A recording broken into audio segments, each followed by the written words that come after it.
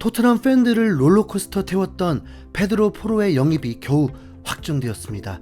지난 29일에 로마노 기자는 그 유명한 히어리고를 외치면서 토트넘과 스포르팅 양팀이 모두 구두 합의를 마쳤다고 전했습니다. 이적 시장 최고의 전문가인 로마노 기자는 구단의 공식 발표에 버금가는 엄청난 신뢰도를 갖고 있기 때문에 포로의 영입이 마무리됐다고 생각했죠. 그런데 말입니다. 어제 청천벽력 같은 소식이 있었습니다. 포로의 영입이 무산됐다는 거였는데요. 디 애슬레틱의 온스테인 기자가 스포르팅 측에서 협상을 결렬시켰다라면서 영입이 무산됐다고 밝힌 겁니다. 매우 충격적인 소식이었죠. 로마노 기자의 확언에도 불구하고 협상이 엎어진 거였으니까요. 당시 많은 토트넘 팬들은 짠돌이로 알려진 레비 회장이 또 막판에 가격을 조금 깎으려다가 스포르팅을 화나게 한 거 아니냐는 경험에 기반한 추측을 하고 있었습니다. 왜 뭐만 하면 레비를 탓하냐고요? 레비 회장의 유명한 협상 스킬이 바로 이적 시장이 끝나는 마지막 순간까지 가격을 깎는 것이기 때문입니다. 구단주의 통큰 투자를 받아서 화끈하게 6명을 영입했던 작년 여름이 어떻게 보면 이변 같은 일이었고, 이번 겨울 이적 시장처럼 질질 끌다가 막판에 2-3명을 영입하는 게 토트넘 팬들에게는 더 익숙합니다. 이런 레비의 스타일을 알고 있으니까 포로의 영입이 무산된 이유를 레비의 짠돌이 본능에서 찾은 거고요. 포르투갈 언론인 헤코르드에 의하면 사실 원인은 스포르팅에 있었습니다. 페드로 포로의 바이아웃 조항이 1월 15일까지 적용되는 것이었다면서 기존에 합의한 4,500만 유로보다 더 많은 돈을 요구했던 건데요.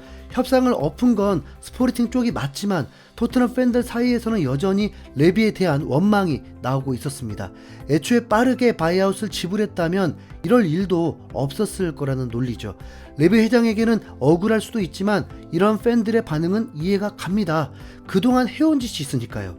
그렇게 토트넘의 두 번째 영입이 이대로 무산되는가 했는데, 오늘 오전에 로마노 기자가 재차 히어리고를 외치면서 모든 문제가 해결됐다고 전했습니다.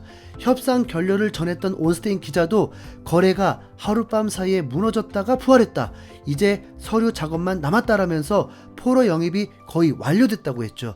참 힘든 영입이었습니다. 오른쪽 윙백이 3명이나 있는데 포로의 영입이 그렇게 중요하냐고요? 네, 그렇습니다. 아주 중요합니다. 콘테 감독이 총애하는 에메르송을 쫓아낼 수 있기 때문이죠. 에메르송은 이번 시즌 25경기에서 출전해서 11%의 처참한 크로스 성공률로 토트넘 공격의 맥을 다 끊어먹었습니다. 태클 성공률도 63%에 불과해서 수비력도 좋다고 할 수 없죠. 콘테를 제외한 그 누구도 왜 에메르송이 계속 선발로 나오는지 이해하지 못하는 상황이었습니다. 그런데 포로는 포르투갈 리그에서만 2득점 6도움을 기록하는 활약으로 순도 높은 기여를 하고 있습니다. 포로가 합류하면 오른쪽에서도 정상적으로 공격이 될 거라는 기대가 당연히 될 수밖에 없습니다. 콘테가 고집을 꺾지 않는 한 왼쪽 윙백은 페리치가 나올 텐데, 그럼 왼쪽에서는 손흥민이 제대로 기회를 받지 못할 겁니다. 지금까지 그랬던 것처럼요. 그런데 오히려 오른쪽이 살아나는 게 손흥민에게 기회가 올 수 있습니다. 포로의 정확한 크로스를 받아서 왼쪽에서부터 달려오다가 득점하거나 상대적으로 헐거워진 왼쪽 수비를 빠른 침투로 무너뜨리거나 하는데 이상적인 장면이 나올 수 있는 겁니다.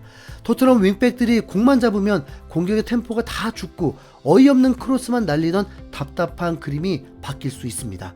풋볼 런던의 골드 기자에 따르면 지난 여름에 영입한 또 다른 윙백 제드 스펜스는 현재 프랑스에서 임대를 위한 메디컬 테스트 중인데요.